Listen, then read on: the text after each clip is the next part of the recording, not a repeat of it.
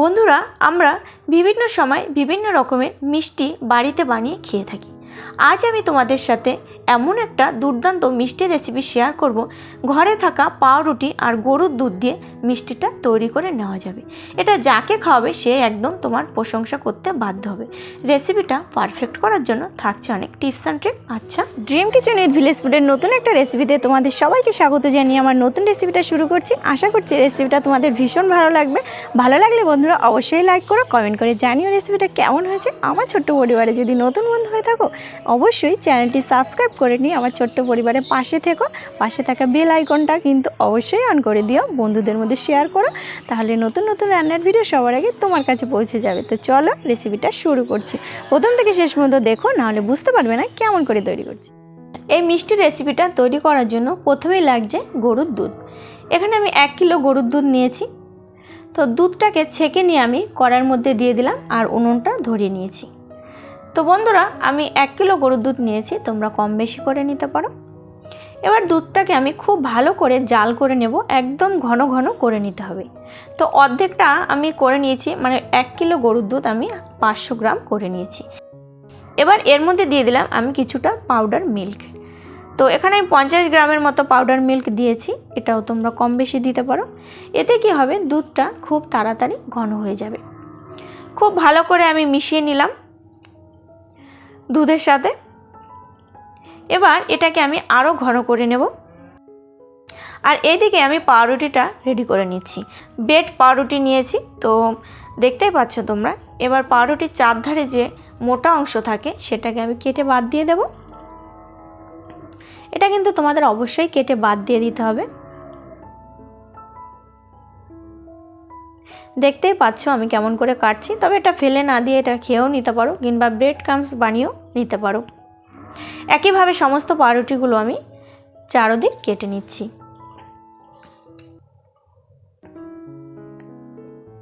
কেটে নেওয়া হয়ে গেছে। এবার একটা টুকরো আমি নিয়ে নিলাম, আর দেখো নিয়েছি রুটি বেলনি। তো এই বেলনিটা দিয়ে আমি এই পাউরুটিটাকে আমি খুব ভালোভাবে বেলে নেব। তো কেমন করে বেলছি, হালকা হাতে চাপ দিয়ে কিন্তু বেলে নিতে হবে। উল্টে পাল্টে হালকা হাতে চাপ দিয়ে বেলবো, খুব বেশি জোরে চাপ দিয়ে বেলতে গেলে কিন্তু ছিঁড়ে যাবে। এবার দেখো চারদিকে যে এবড়ো খেবড়ো অংশটা রয়েছে এটা আমি কেটে সমান করে দেবো। তোমরা এমনও রাখতে পারো, এটা দেখার সৌন্দর্যের জন্য আমি কেটে দিচ্ছি।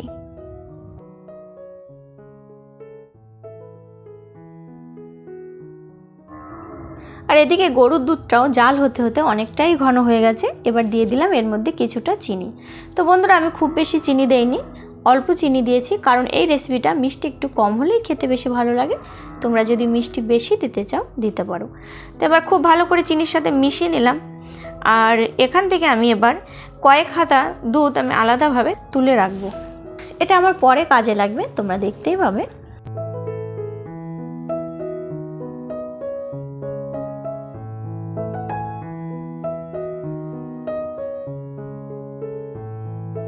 এবার যে দুধটা রয়েছে তার মধ্যে আমি দেখো 2 চামচ কর্নফ্লাওয়ার নিয়েছি। কর্নফ্লাওয়ারটাকে একটু জলের সঙ্গে মিশিয়ে নিয়ে এই দুধের মধ্যে দিয়ে দেব। দিয়ে দিচ্ছি। এতে কি হবে, দুধটা খুব তাড়াতাড়ি ঘন হয়ে যাবে। এখানে তোমরা ময়দাও দিতে পারো, তবে আমি কর্নফ্লাওয়ারটাই দিচ্ছি, কিংবা তোমরা চালের গুঁড়োও দিতে পারো। দেখতেই পাচ্ছ বন্ধুরা, কর্নফ্লাওয়ারটা দেওয়ার পরে কিন্তু খুব সহজেই একদম দুধটা ঘন ঘন হয়ে গেছে। তো এভাবে আমি আরও ঘন করে নেব, একদম একটা ডোয়ের মতো বানিয়ে নেব। এখন দিয়ে দিচ্ছি 1 চামচ ঘি। ঘিটা দিলে কি হবে, যে ডোটা কড়াইয়ের গা থেকে খুব তাড়াতাড়ি ছেড়ে আসবে।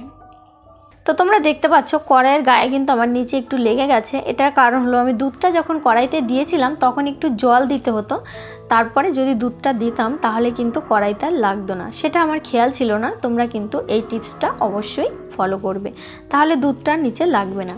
তো এর মধ্যে আমার দুধের পুরটা কিন্তু রেডি হয়ে গেছে। আর একটা পাউরুটি আমি ওখান থেকে তুলে নিয়েছি, আর পাউরুটিটা ভেতরে আমি কিছুটা পুর ভরে দিয়ে দেখো রোল করে নিচ্ছি। তো সুন্দরভাবে তৈরি হয়ে গেল। তো একটা আমি তৈরি করে নিয়েছি। একইভাবে আমি সমস্ত পাউরুটির রোলগুলো বানিয়ে নেব।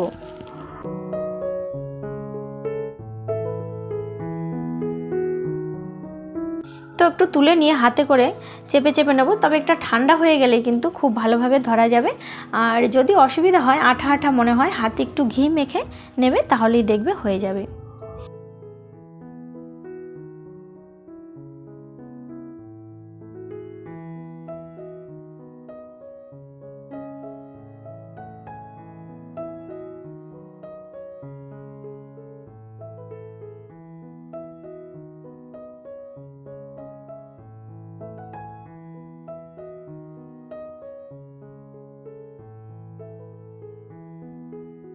সমস্ত পাউরুটির রোলগুলো রেডি হয়ে গেছে, কতটা সুন্দর লাগছে তোমরা দেখতেই পাচ্ছ। তো এবার আমি যে দুধটা নিয়েছিলাম আলাদাভাবে তুলে, সেটা উপর দিয়ে দিয়ে দিচ্ছি।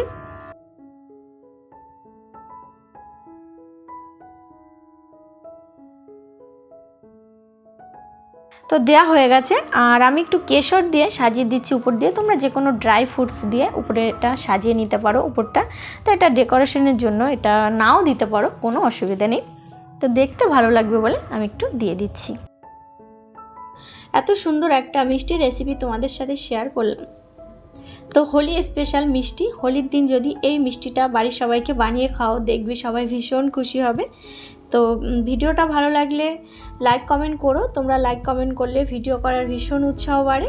আমার ছোট্ট পরিবারে যদি নতুন বন্ধু হয়ে থাকো, অবশ্যই চ্যানেলটি সাবস্ক্রাইব করো, পাশে থাকা বেল আইকন অন করে দিও, তাহলে নতুন নতুন রান্নার ভিডিও সবার আগে তোমার কাছে পৌঁছে যাবে। বন্ধুদের মধ্যে অবশ্যই শেয়ার করো। তো নতুন একটা রেসিপিতে নতুন একটা দিনে বন্ধুরা তোমাদের সাথে দেখা হচ্ছে।